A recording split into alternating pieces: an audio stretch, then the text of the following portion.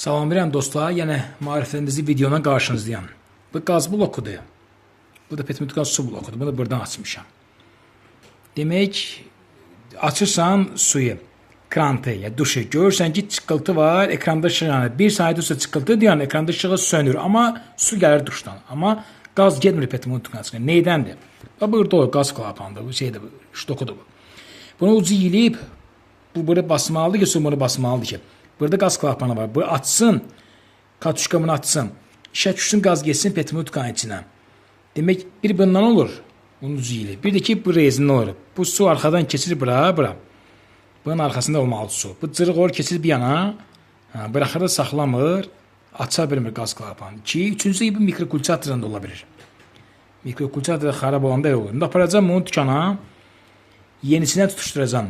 Bu yenisindən biraz qısa gəlsə, həqiqətən biləcəm yiyilib. Sağ olun.